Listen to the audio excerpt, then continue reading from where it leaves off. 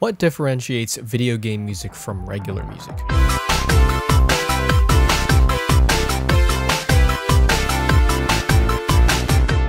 For any average Joe wandering the streets, I think the most recognizable trait of a video game OST is the classic 16-bit sound. It's common in nearly every video game track that has seeped its way into pop culture, and Sonic the Hedgehog has managed to crawl its way into that video game music hall of fame right out of the bat. To understand the vast and complex discography the Sonic franchise holds, one must come back to its roots when technology limited the artist to create music like this on purpose, not for the sake of aesthetics or nostalgia, but out of creative necessity.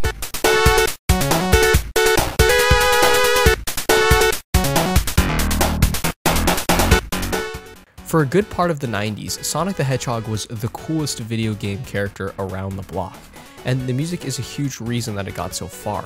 Because the game was blisteringly fast at the time, the soundtrack had to follow the same high-speed attitude the rest of the game carried. The composers of Sonic 1, 2, and 3 had to deal with the Genesis's Yamaha YM2612 sound chip. This limited the chip to only hold up to 6 channels. To put this into perspective, this meant that audio engineers and musicians alike had to make music that sounded good under such scrutinous hardware limitations. During this period, you could say that Sonic's music was good. Great even, legendary in the video game industry, but in terms of technical prowess, I think Sega's sound team would completely blow the competition out of the water once they had access to compact disc technology.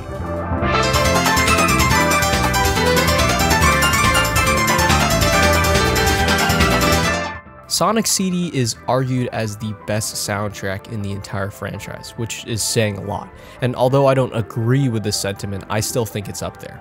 If you had to put a soundtrack behind Sonic in the 90s, this was the best one to choose. Upbeat yet chill with the twinge of edginess, the Sonic CD soundtrack hits all bases in terms of capturing the marvelous adventure you go through in this exceptional game, and no other track does a better job at showing the prowess of Sonic CD than Stardust Speedway. With the introduction of disc technology to Sega's sound, the music that they would create would be an ambitious jump in style that certainly paid off.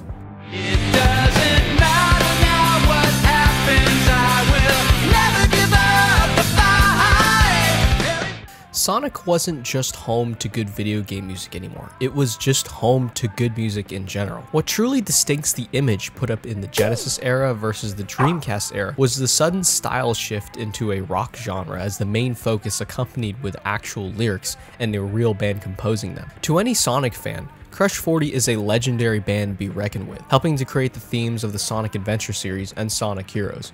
Dreamcast era music made Sonic just so much cooler. For as great as the soundtrack is, many criticize it because the style often felt too one-note. I, for one, say that plays to its strengths, because when the soundtrack does decide to deviate from the rock genre, it does it really impactfully. In Sonic Adventure 2, on more than one occasion, it breaks genre to give us tracks akin to 90s drum and bass.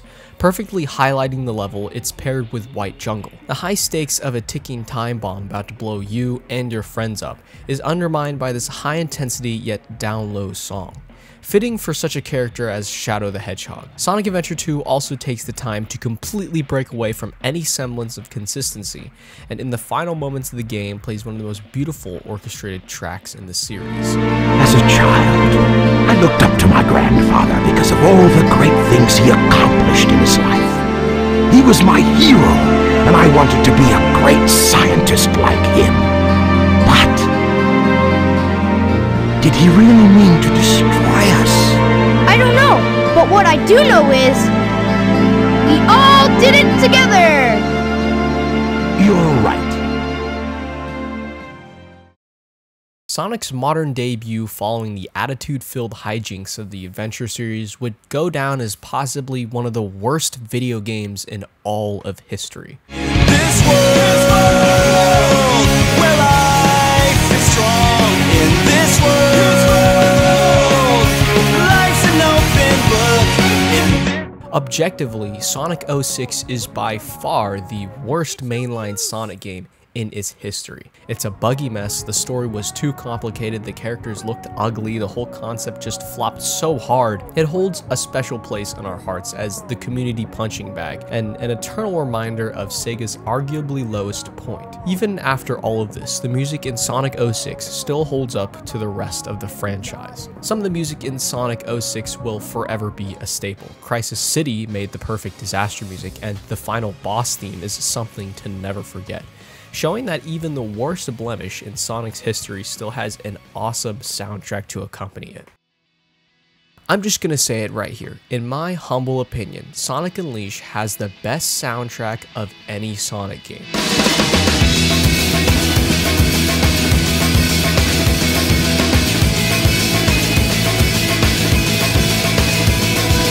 This is my escape. I'm running through this world and I'm not looking back. I seriously cannot fawn any further over this Disney ride of a video game. The beautiful graphics, the awesome stages, the fun story, and last but not least, the phenomenal soundtrack. Trust me, it's not the perfect game. The Werehog stages, even though they are a bit more bearable upon the millionth visit, are still long and tedious at times. But that still doesn't excuse the fact that Sonic Unleashed does a perfect job of mixing atmosphere and music. Being powered on the Werehog engine, this is the best looking 3D Sonic game to date. The sound team did a great job at creating music from all around the world, from the dusty savannah to the streets of Spagonia. The music sucks you into this childlike wonderment.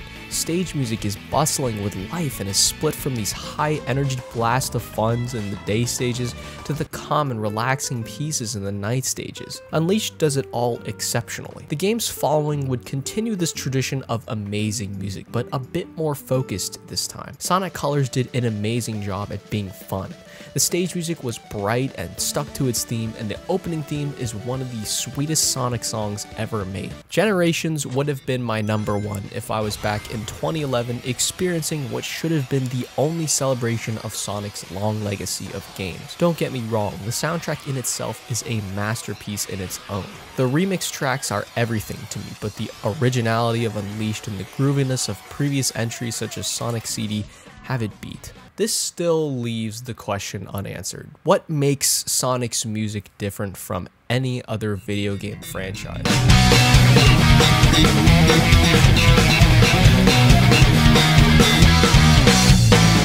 Well, I think it's the fact that Sonic's music isn't just video game music. Sonic's music is a lot of things, actually. Sonic has done rock music, it's done drum and bass even. Sonic's music has been all over the world, from jazzy pieces to bossa nova beats. It's music that has been done in every decade stylistically since the 90s, from actual classic video game music to real 90s songs. Sonic's music has been orchestral pieces done with a real orchestra. They've collaborated with bands. Their music is so great it's been rehashed, remixed, or remastered multiple times in utter stunning fashion. The variety is absolutely absurd with this video game franchise, and frankly, I couldn't have it any other way.